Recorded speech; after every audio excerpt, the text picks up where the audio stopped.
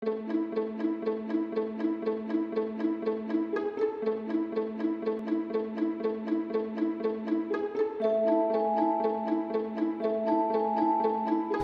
the face of really the existential issue of our generation, we are trying to do this in a way where we bring joy and fun to the issue.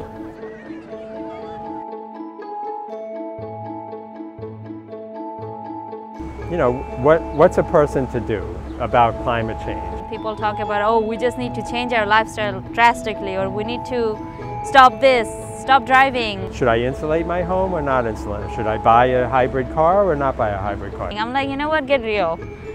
CCL, I think the carbon tax really makes sense to me. I think that would be a very good way of approaching it. Climate change is happening because we are putting things that trap heat into the atmosphere. And when you're on a sinking ship, the first thing to do is to plug the hole. So what we need to do is we need to plug the hole. We need to stop putting climate forcers into the atmosphere. The fastest way to do that is to get renewables on the ground now. The fastest way to get renewables on the ground now is to make them cost competitive or even cheaper than fossil fuels. That's how we're going to address climate change. CCL's message basically is get educated and then get political.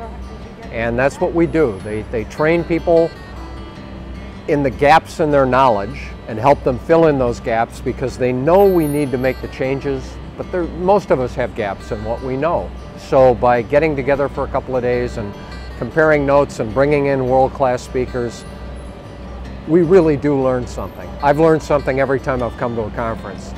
But the real important part is to put it into practical use and head for that hill up there and sit down and talk with a half dozen to a dozen congressional people over a day or two or three and make a difference. It's an incredibly effective organization. There's nothing in this whole business that has made me more optimistic than the growth of this organization and the fact that the leaders understand what's needed. I believe there were probably about 25 or 30 in the first one that I attended, and we have doubled in size every year. Walking into the hotel conference room this year and seeing 350 chairs was so exciting. Well, the amount of activity that's happening is really remarkable. You know, when we used to get any letter to the editor published, we used to go out of our mind. You know, look at this thing that happened. And now, every month, there's over 100 letters to the editor. And then there's op-eds and meetings with members of Congress. So the main thing that's changed is just the volume of activity that's happening. It's Camila Thorndike, and I'm with the Southern Oregon chapter of CCL. What I like about CCL is their rigor with process of a monthly meeting. You can tell that Mark and Amy and Susan and all the crew prepare really diligently for every call, that it starts on time, it ends on time. There's a discipline to it, which I think we absolutely need because people are so often on the verge of despair anyways, that if you don't have a sense of assuredness that you can plug in next month and the month after that, and that your efforts are going to go noticed, without that it's easy to jump in with a lot of energy, kind of burn out, and then trail away forever. But to know that something's really well organized and is not going to disappear tomorrow brings a lot of, I think, faith and optimism into what we're trying to do. I am standing in front of the Canadian Embassy because I know that our government opposes a carbon tax vehemently because they know once a carbon tax is in place, it's game over for the tar sands, right? But that's a good thing because Canada needs to diversify its economy. The exciting thing is you guys inspired us so much that we're actually doing our first Canadian conference in Ottawa in the fall, so we're really looking forward to that. Yeah. As I've gone around the United States and Canada stumping for my book, stumping for a carbon tax, the one question that keeps coming back is, all right, so you've convinced me on the merits, but I don't see this happening politically.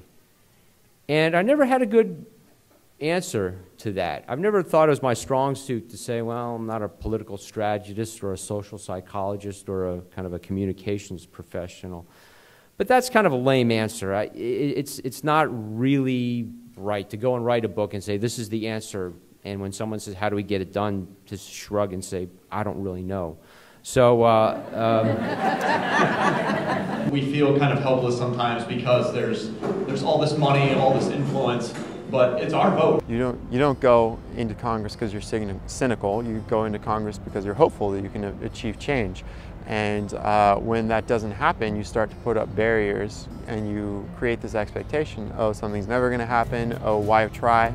And it's a defense mechanism so you don't go crazy. But with all the great support of the volunteers in CCL, you know, I don't go crazy. I have all these people who are doing all these amazing, wonderful, hopeful things. To be complacent about it functioning or not ensures that it doesn't. So the only way, even if it doesn't work, which we can't stake our work on anyways, you know, I think that it's morally right, it's emotionally satisfying, it gives meaning really to these crazy times and our lives, which feel very small within it. For me, it's the my love of the natural world, and you know, the world isn't great, but I quite like it the way it is. And we're careering down headlong into some real trouble, and I want to be able to look my daughter in the eye and say I did what I could. I have 3 kids, 3 stepkids, and 8 grandchildren. She told the boys that I was coming to Washington again to be a climate hero, and they thought that was pretty cool and wondered if I got to wear a cape. My whole heart reason for being here is for my children and my grandchildren. I don't want to leave them a big, huge mess. The Bucktown Community Organization is going to have a meeting, and Congressman Representative Quigley, who is a representative for the 5th Congressional District of Chicago, is going to be there. I was like, oh, maybe I should go and try to talk to him, or like ask a question about, you know, what he thinks about climate change. And then I asked him a question, and he took interest, and I said I am part of Citizens Climate Lobby, and I briefly explained what it was about, and he took interest, and he told his aide right there, oh, get her name, let's get a meeting with this group. And I was like, I can't believe he just did that. So yeah, so I just followed up on that, and then it ended up becoming a meeting that's going to happen on Tuesday. My name is Pamela Chanel, and I'm from Sudbury, Ontario. Have you lobbied before? No, this is my first time lobbying too. I know there's a lot of people here today that they're going into their members' offices thinking, oh my gosh, this is the first time, what do I say, what do I do? But they're with a team, and I'm really proud of them for taking that step. There's people who are here experienced, who've done it before, that are going to be there to support them. I think that's the key. I no longer see members of Congress as these weird big people who I have no contact with. They're just people. And you go in there, you talk to them, they have limits, they can't do everything, and they need people to tell them what's going on with the climate. We are building an army, a peaceful army. And our weapons are truth and nonviolence, and as we keep saying over again, respect and admiration for those who would oppose us. You and I are engaged in a battle for all of life. All of life. Not just humankind, but for all of life. I don't see anybody else coming. You know, when you get in a dire situation, the cavalry shows up, right? Well, I'm sure of it, you are the cavalry. We are the cavalry.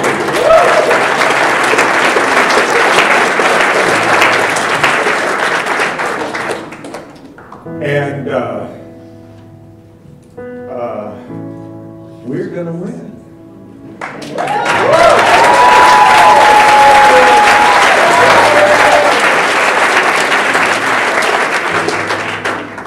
And there's no choice about it. There's no choice. We're going to win.